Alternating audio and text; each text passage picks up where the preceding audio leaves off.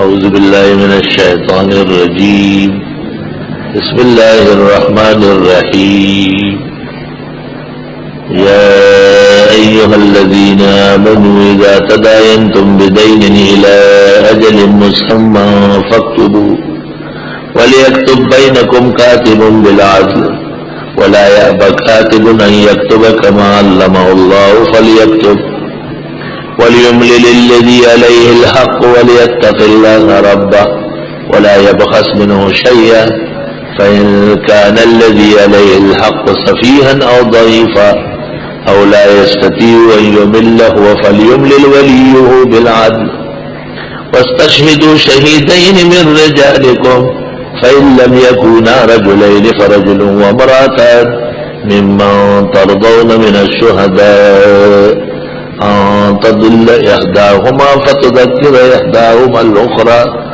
ولا يأبى الشهداء إذا ما دعوا ولا تسأموا أن تكتبوا صغيرا أو كبيرا إلى أجله ذلكم أقسط عند الله وأقوم للشهادة وأدنى أن لا ترتابوا إلا أن تكون تجارة حاضرة تديرونها بينكم فليس عليكم جناح ألا تكتبوها وأشهدوا إذا تبايعتم ولا يضار كاتب ولا شهيد وإن تفعلوا فإنه فسوق بكم واتقوا الله ويعلمكم الله والله بكل شيء عليم.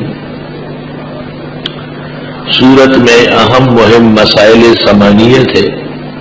اخیر میں انفاق شروع ہوا اور اس درمیان میں جماعت بنانے کے طریقے کہ ایک ایسی جماعت ہو جن کے عقیدے میں توحید ہو، اعمال میں اتباع سنت ہو اور ان کو اللہ کے نام پر دین پر خرچ کرنا آتا ہو،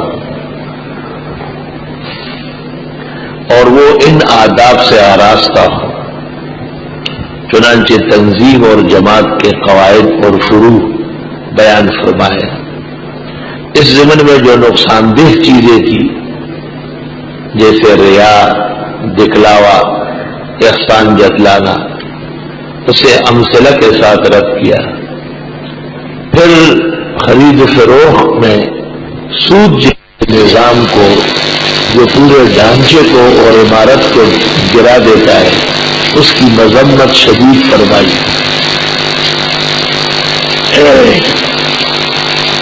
اور اللہ کے دین پر اور اللہ کے دین والوں پر خرچ کرنے کے مختلف ترغیبات اور تشویقات فرمائی گئی. دنیا کے اندر دینی نظام چلانے کے لیے یہ ضروری ہے کہ لوگوں میں ایمان ہو، عمل ہو، تقوی ہو. آخری آیت میں ہے وَاتَّقُوا يَوْمًا تُرْجَعُونَ فِيهِ إِلَى اللَّهِ، کہ اس دن کے آنے سے ڈرنا چاہیے اور تیاری کرنا چاہیے جس میں تمہیں اللہ کے حضور پیش ہونا ہے. ثُمَّ تُوَفَّى كُلُّ نَفْسٍ مَا كَسَبَتْ وَهُمْ لَا يُظْلَمُونَ. دنیا کے نظام میں جس طرح سود ایک خطرناک معاملہ ہے، تقریباً اس وقت اسلام کے مقابلے میں جو نظام ہے وہ سودی نظام ہے، کیونکہ وہ بہت زیادہ پروان چڑھا ہے. اپنے لوگ بھی برداشت نہ کر سکے، کسی ہیرے حوالے سے قریب ہو گئے. سود کی تباہکاری اور بربادی بیان کی اور واضح کیا کہ اللہ کے یہاں بڑا ناپسندیدہ ہے.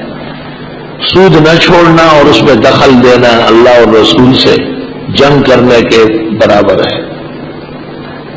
اور پھر ایک ایسا نظام بتایا جس کے ذریعے مومنوں میں مالی معاملات میں اختلافات نہ ہوں.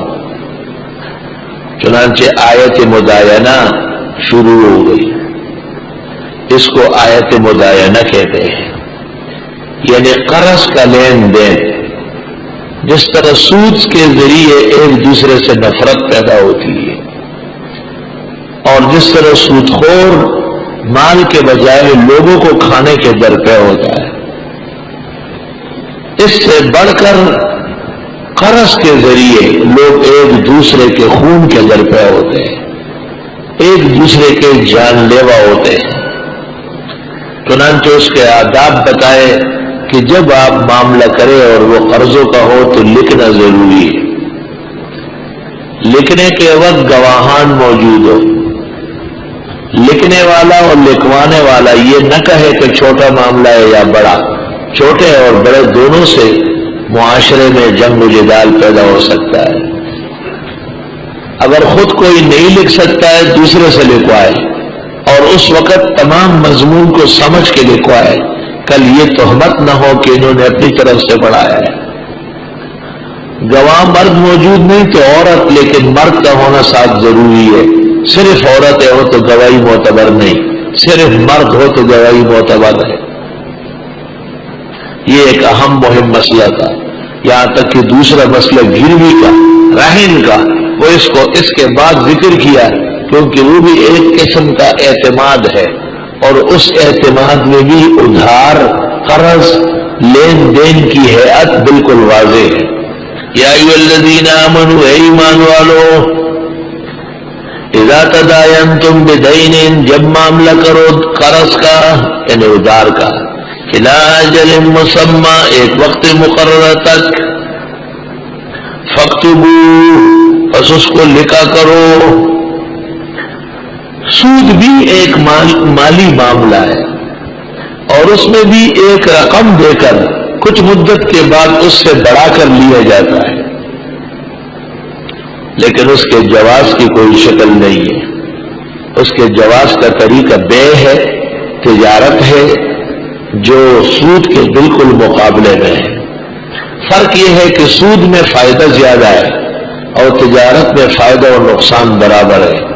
اس لیے نفس پرست اور شیطان پرست انسان تجارت کے لیے کمر بست نہیں ہوگا، وہ سود کی طرف جائے گا، کیونکہ سود میں بظاہر اس کا مال محفوظ ہے، جبکہ تجارت میں اس کا مال علی ورطۃ الخطر ہے۔ اے ایمان والو، جب معاملہ کرنے لگو ادھار کا ایک وقت مقررہ تک، فاکتبوہ، تو اس کو لکھا کرو۔ اجل مسمی میں اشارہ ہے کہ ایسا معاملہ جائز نہیں ہے جس میں مدت ادائیگی نامعلوم ہو، مکروہ ہے۔ وَلْيَكْتُبْ بَيْنَكُمْ كَاتِبٌ بِالْعَدْلِ، اور لکھ لے تمہارے درمیان ایک لکھنے والا انصاف سے۔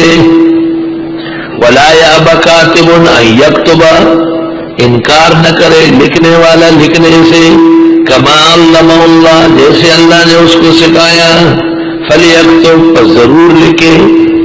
لکھنے والا نہ کہے کہ میری بلا سے خریدتا تو ہے، بیچتا وہ ہے، مجھے کیا ملے گا، میں کیوں مصیبتیں سر پر لے لوں۔ ہاں، کما علمہ اللہ، یہ لکھنے کی صلاحیت جو اللہ نے دی ہے، اس کا شکر کرنا ضروری ہے۔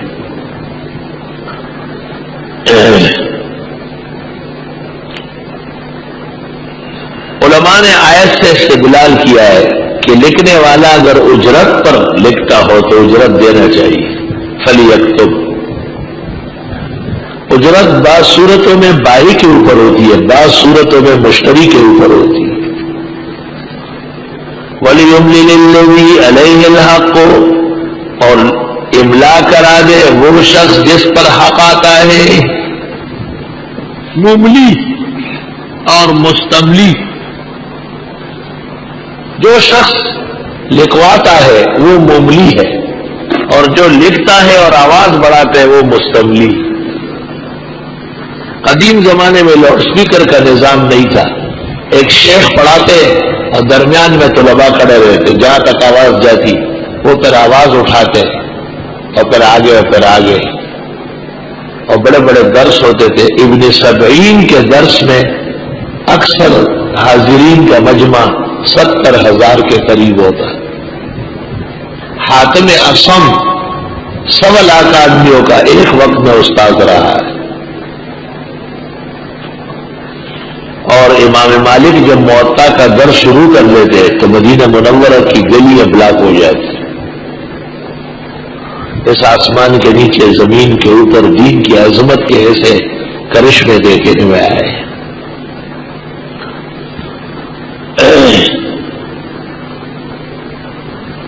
وَلْيُمْلِلِ الَّذِي، اور املا کرے وہ شخص علیہ الحق کو جس پر حق آتا ہے، یعنی جو مدیون بنتا ہے، جس نے دین ادا کرنا ہے، مصیبت تلے تو وہ دباؤ، وہ لکھوائے۔ دائن قرض دینے والا سنے، وَلْيَتَّقِ اللَّهَ رَبَّهُ، ڈرے اللہ سے جو اس کا رب ہے، رزاق تو وہ ہے، وَلَا يَبْخَسْ مِنْهُ شَيْئًا، اور کم نہ کرے اس سے بالکل۔ کل جھگڑا ہوگا تحریر پر تو کہا جائے گا کہ لکھوایا کس نے؟ تو کہا جائے گا کہ لکھوایا تو مدین تم نے خود لکھوایا۔ اب کیا کہتے ہو کہ اس میں اضافہ ہوا ہے؟ فَإِنْ كَانَ الَّذِي عَلَيْهِ الْحَقُّ صَفِيًّا، پس اگر ہے وہ شخص جس کے اوپر حق آ رہا ہے بیوقوف، صفی صفحہ بیوقوف، بڑا بیوقوف، آپ نے کم دیکھے ہوں گے۔ بیوی نے اس کو کہا کہ یہ جانور منڈی میں 70 کا دینا، 70 سے کم نہیں ہونا چاہیے۔ ٹھیک، چلا گیا، گائے بیچ کے آیا، بیوی نے پوچھا کتنے کی بکی؟ کہا 70۔ کہا ایک ٹھگا آیا تھا وہ 90 دے رہا تھا، میں نے کہا 90 کیوں لوں گا؟ بیوی نے کہا بڑا غرق، 90 اچھے تھے، منڈی اچھی ہو گئی ہوگی۔ کہا آپ نے کہا تھا کہ 70 سے کم پہ رہ جائے۔ ایسے احمق بھی دنیا میں۔ بس اگر ہے وہ شخص جس پر حق آ رہا ہے، سفیہن نا تجربہ کار، او ضعیفن یا کمزور، بوڑھا ہے، الفاظ ادا نہیں کر سکتا، یا زبان کا فرق ہے، لکھنے والی زبان پر قادر نہیں، او لا یستطیع ان یمل ہوا، یا طاقت نہیں رکھتا ہے کہ لکھوا دے، وہ کیوں مضمون نہیں آتا، فلیملل ولیہ، پس لکھوا دے اس کا نمائندہ بالعدل، انصاف سے، واستشہدوا شہیدین من رجالکم، اور گواہ بناؤ 2 گواہ تمہارے مردوں میں سے، فإن لم يكونا رجلین، پس اگر نہیں ہے 2 مرد، فرجل وامرأتان، پس 1 مرد اور 2 عورتیں، ممن ان لوگوں میں سے، ترضون جن کو تم چاہتے ہو، من الشہداء گواہوں میں سے، فریقین جب راضی ہو جائے، 2 مرد کم از کم، زیادہ ہو تو بہتر ہے، 2 مرد نہیں ہے، 1 مرد ہے 2 عورتیں ہے، ٹھیک ہے۔ ان تضل احداہما، اگر بھٹک گئی ان میں ایک عورت، فتذکر احداہما الاخری، پس یاد دلا دے گی اس کو اگلی دوسری۔ خدا کی شان ہے کہ عورتیں ضروری باتیں بھول جاتی،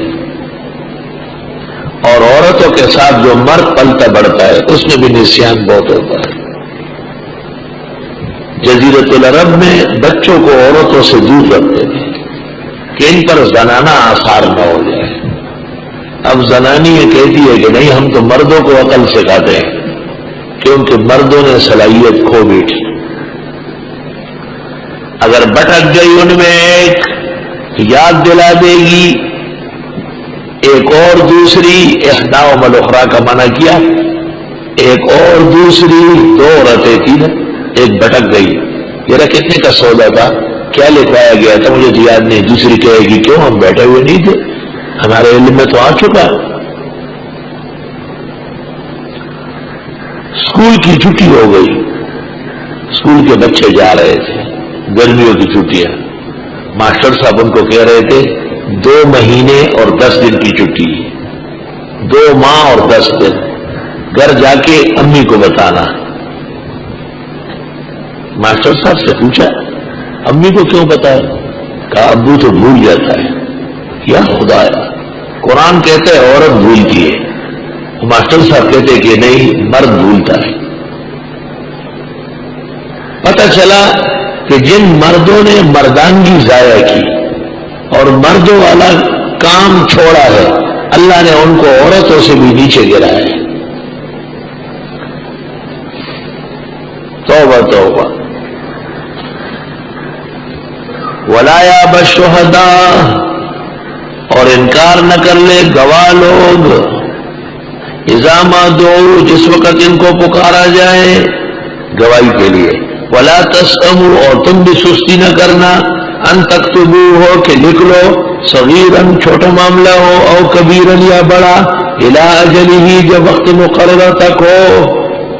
علماء لکھتے ہیں کہ ادھار کا معاملہ لکھنا واجب ہے اور نقدوں کا معاملہ لکھنا مستحب ہے۔ ذالکم اقسط عند اللہ، یہ بہت انصاف کی بات ہے اللہ کے ہاں۔ واقوم للشہادہ، اور درست رکھنے والا ہے گواہی کو، لکھا ہوا ہوگا نا، گواہ بھی نہیں بدلیں گے۔ وعدنا اللہ ترتابوا، اور نزدیک ہے کہ تم بھی شک نہیں کرو، الا ان تکون تجارتا حاضرتا، مگر یہ کہ ہو تجارت نقدوں کی، حاضرتا نقد کی، تدیرونہا، جس کو تم کر رہے ہو بینکم آپس میں، بس ابھی لو ابھی دو۔ فلیس علیکم جناح اللہ تکتبوها، نہیں ہے تم پر وبال کہ اس کو نہ لکھو وجوباً، اور لکھو استحباباً۔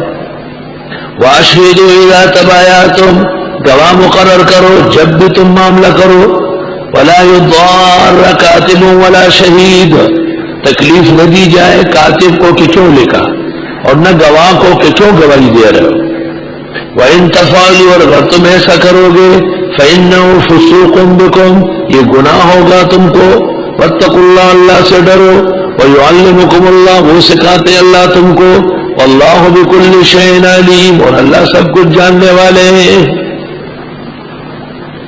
سورت کے اندر توحید 100 آیات میں، بمع تہذیب الاخلاق کے، خطابات عامہ و خاصہ کے، عام لوگوں سے، اسرائیلیوں سے، حکایات کے ساتھ، امثال کے ساتھ، 101 آیت سے 76 تک رسالت کا مسئلہ معاش شبہات مفصلہ اور مجملہ اور ان کے اجوبہ، اور پہلے مرحلے پر کتاب آخرت متفرع، دوسرے مرحلے پر تصدیق کتاب صداقت القرآن والنبی جس کو ہم کہتے ہیں وہ متفرع ہے۔ 177 سے جہاد شروع ہوا، اور ساتھ ہی اوصاف عشرہ، 5 اعتقادی 5 عملی مجاہد کی تربیت کے، 4 قاعدے ملکی سلامتی کے لیے،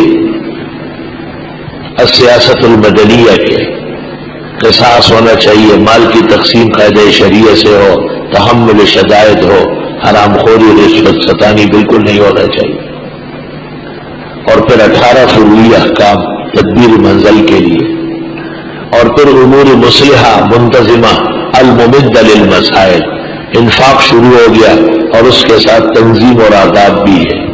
ایسی جماعت ہو جن کے عقائد توحید کے ہو، پیغمبر برحق پر ایمان رکھتے ہو، یا ایھا الذین آمنوا، یا ایھا الذین آمنوا، جہاد پر ایمان رکھتے ہو، انفاق جانتے ہو، اور ایسے لوگ ان اوصاف کے حاملین ہو، اور ایسے فقر ہو، ایسی حاجات ہو، ایسی غیرت ہو، ایسی عفت ہو، ایسی پاکدامنی ہو، لوگوں سے چھیڑ چھاڑ نہ کرتے ہو، سود سے و حرام سے ہمیشہ بچنے والے ہو، معاملات میں احتیاط کرنے والے ہو، معاملہ خواہ دنیا کا ہو یا آخرت کا، اللہ کا خوف موجود ہو۔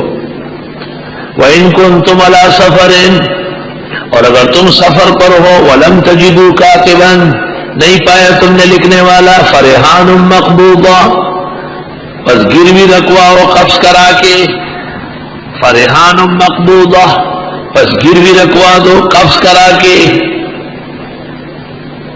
بھئی ہمیں پیسے چاہیے، سفر ہے، کوئی لکھنے والا بھی نہیں ہے، یہ 500 روپے آپ نے مجھے دے دیے، یہ گڑی رکھ لو، میں گھر پہنچ کر آپ کو 500 روپے دے دوں گا، آپ میری گڑی واپس کر لیں۔ اس کو کہتے ہیں عرف میں اعتماد، فقہا کے ہاں کہتے ہیں رہن، اور بہت تفصیلی مسائل ہے اس رہن اور شفا، ہدایہ رابی میں رہن مسلمہ ہے، لیکن استمتاع بالرہن شرعاً ناجائز، اس لیے ایسی چیزیں جو میرا فائدہ ہے، جیسے جانور، اس کے رہن منع فرمایا، اور وہ چیزیں جو مشقت کی ہے، جیسے مکان، زمین، اس کو غیر منقولہ کہتے ہیں، ان کا رہن جائز ہو گیا۔ رہن کی حیثیت شریعت میں صرف اعتماد کی ہے، صرف اعتماد کی۔ اگر گائے بھینس آپ نے گروی رکھ لی تو دودھ نکال کے اس کو آپ بیچیں گے ان کا خرچہ لے کے اور بقیہ اصل مالک کے لیے جمع کریں گے.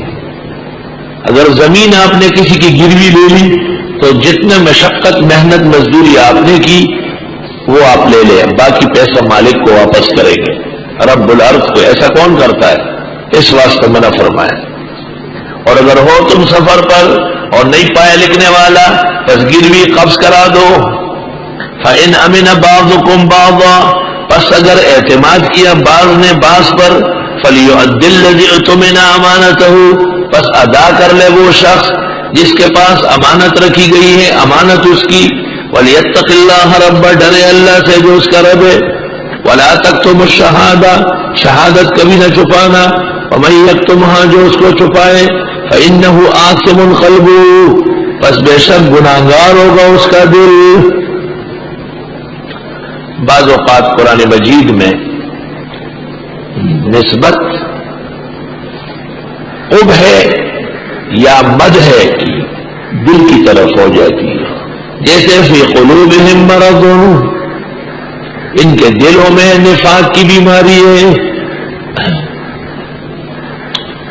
الا من اتى الله بقلب سلیم, جو شخص امانت میں خیانت کرتا ہے, جو اعتماد کو ٹھیس پہنچاتا ہے, فإنه آثم قلبه, پس بے شک گناہگار ہے اس کا دل. اللہ تعالی امانتوں میں دیانتداری نصیب فرمائے. کل ہی ایک ساتھی نے بتایا کہ اس نے بینک سے رقم نکالی 9-10 لاکھ, وہ ڈبل آ گئی. تو آنے میں اس کو دیر ہو گئی تو مجھے بتایا کہ واپس چلا گیا, بینک والوں کو واپس کیے. ہمیں کیا ضرورت ہے لوگوں کی چیزیں رکھنے؟ ایک پائی کسی کی آپ نے رکھی, آپ کو پتہ ہے اس کا حساب دنیا میں چکا گیا, معاملہ صاف کر کے کفن میں لپٹے, اس مٹی میں پھر کوئی چھڑا نہیں سکے گا, یاد رکھ. میری والدہ صاحبہ حضرت مولانا فضلی علی سے 12 سال پڑھی ہوئی تھی, ہم نے تو 8-10 سال پڑھا ہے. اور میری والدہ کی زبان پر فقہ تھا, ہر مسئلے پر شعر پڑھتی تھی وہ, اور تمام فقہ نظم میں ان کو یاد تھی. اور گائے بھینس کو ہاتھ لگا کے تھوڑی دیر کے لیے کچھ پڑھ لیتی تھی, وہ آرام سے کھڑی ہوئی. اور بڑے کرامات تو میں نے اپنی والدہ کی دیکھے ہیں, بتانے کی نہیں ہے ایسا کہ اللہ تعالیٰ نے بعض بندوں کو کیسے باصلاحیت بنایا ہے. میں 10ویں جماعت میں تھا اور کتابیں پڑھ رہا تھا, یہ کافیہ, شافیہ, تلخیص, بدیع المیزان, نفحۃ الرب, مقامات, یہ 7-8 سبق روز پڑھتا تھا. اور اگلے سال کراچی آنا تھا ایک, تو میری والدہ صاحبہ, چونکہ میں چھوٹا بیٹا تھا, پلنگ پہ ساتھ بیٹھ کے ان کو دباتا تھا, تکلیف تھی. تو اس دوران مجھے ایک دن گریبان سے 2-3 دفعہ پکڑا اور مجھے کہا کہ آپ اپنے بھائیوں کا خیال رکھیں گے. میرے دونوں بھائی نوکر تھے, پیسے کماتے تھے, اور میں اسکول پڑھتا تھا اور کتابیں پڑھتا تھا, اور فقیر و عاجز تھا. میں حیران ہو گیا کہ شاید بیماری کے غلبے سے میری والدہ کا دماغ خراب ہو گیا. مجھے کہا کہ نہیں, دماغ ٹھیک ہے, آپ دیکھیں گے کہ ایسا ہے یا نہیں. اب جاننے والے جانتے ہیں الحمدللہ. تو والدہ صاحبہ کی کرامت, ان کی نظر دیکھو ذرا. تو میری والدہ صاحبہ جب انتقال کر گئی, کچھ مدت نہیں آئی خواب میں. میں بہت غمگین تھا, بہت پریشان تھا. تو میں نے کچھ اعمال کیے بزرگوں سے, اپنے استادوں سے پوچھ کر. تو میری والدہ خواب میں آئی اور اس نے مجھے کہا کہ یہ جو گھروں میں کڑھائی ہوتی ہے نا, اس میں حلوہ پکتا ہے, چیزیں پکتی ہے, کڑے جو منگوائے, کہ اس میں اختلاف ہو گیا تھا ایک پڑوسن سے, غلطی سے اس کی کڑھائی ہمارے ہاں آئی. تو والدہ نے کہا کہ اس کو گرم کر کے مجھے تکلیف دے دے. بس یہ سنتے ہی توبہ توبہ, میں نے فجر کی نماز یہاں پڑھائی اور گھر واپس نہیں گیا، یوں نکلا، یہاں آ چکا تھا پھر وہ، اور سیدھا اسٹیشن جا کے شاہین نام کی ایک ریل گاڑی کے وہ اس میں بیٹھ گیا، وزیر آباد گیا اور وزیر آباد سے راول پنڈی کی بس میں بیٹھ گیا۔ وہ لوگ جو ہماری پڑوسن بابی صاحبہ تھی، وہ راول پنڈی میں ایک جگہ تھی، وہاں وہ رہتے تھے، ڈک چوک ایک جگہ ہے۔ میں گیا، میں نے ان کو کہا، اور راستے سے میں نے اس دیسی کڑھائی 8-10 خریدی اور اس کو اپنے ساتھ کر کے ان کے گھر لے گیا۔ میں نے کہا وہ کڑھائی میں فرق آیا ہے، اور میری والدہ بہت غمگین ہے، پریشان ہے، تو ہماری وہ بابی وہ زار و قطار روئی، اور اس نے کہا کہ وہ تو ہماری ماں کی طرح تھی، ہزاروں کڑھائی اس پر قربان جائے۔ مجھے تو پتہ نہیں تھا، میں تو ہر لمحہ ہر روے اس کے لیے دعائیں کرتی ہوں۔ میں نے کہا معاملہ صاف ہونا چاہیے۔ پہلے جو میں نے والدہ صاحبہ کو خواب میں دیکھا تو بہت پریشان تھی۔ میری والدہ کے انتقال کے وقت سر کے تمام بال کالے تھے، میں نے خواب میں سفید دیکھی، اور مجھے اللہ تعالیٰ نے تعبیر کا غیر معمولی ملکہ دیا ہے۔ اب کہ جو میں نے خواب دیکھا واپسی پر ریل گاڑی میں، تو والدہ کے زلف بالکل سیاہ، اور بار بار مجھے کہتی تھی کہ اللہ تعالیٰ آپ کے علم میں برکت دے۔ بہت آرام آیا، صرف تبدیل ہو گیا تھا، تبدیل بغیر اجازت کے، اس کی خیر نہیں۔ بخاری شریف میں ہے، 2 حدیث والے جانتے ہیں، حضرت صلی اللہ علیہ وسلم کا ایک خادم ہے مدعم، اور وہ غزوہ حنین میں حضرت کی خدمت کر رہا ہے۔ فَأَعْطَاهُ سَهْلٌ غَرْبٌ فَقَتَلَهُ، اچانک تیر آیا اور وہ لگ گیا اور مر گیا۔ سب نے کہا ہنی اللہ ہنی اللہ، مبارک ہو موت، شہادت۔ آپ نے فرمایا کیا باتیں کرتے ہو؟ اس نے غنیمت سے ایک چھوٹا سا کپڑا اٹھایا، شملہ، بغیر اجازت کے، ابھی تقسیم نہیں ہوا تھا، اور وہ چھوٹا کپڑا آگ میں گرم کر کے اس کو داغا جا رہا۔ طالب علموں، ایک دوسرے کے جوتے اٹھانا یا ایک دوسرے کی چیز بغیر اجازت کے اٹھانا، ڈرو آخرت سے۔ آپ اگر بچیں گے نہیں گناہوں سے، بے احتیاطی سے، تو کون بچے گا؟ اخپیبل بند خدے نہ پخپو کے پیزار تنگ، اور بول داڑا خدا نہ پکور کے مدام جنگ۔ ننگے پاؤں چلو، کوئی فرق نہیں پڑتا، لیکن کسی کے چپل جوتے نہیں پہنا جائے۔ یہی مبارک پیر تمہارے پھولوں کی طرح، ان کو داغا جائے گا، بچانے والا کوئی نہیں ہو۔ یہی سے بچنے کی کوشش کرو۔ جو گواہی چھپائے فَإِنَّهُ آثِمٌ قَلْبُهُ، بس بے شک گناہگار اس کا دل ہے۔ اللہ اکبر، شہادت کا تعلق صحت قلب سے ہے۔ وَاللَّهُ بِمَا تَعْمَلُونَ عَلِيمٌ، اور اللہ تعالیٰ جو تم عمل کرتے اس کو جانتے ہیں۔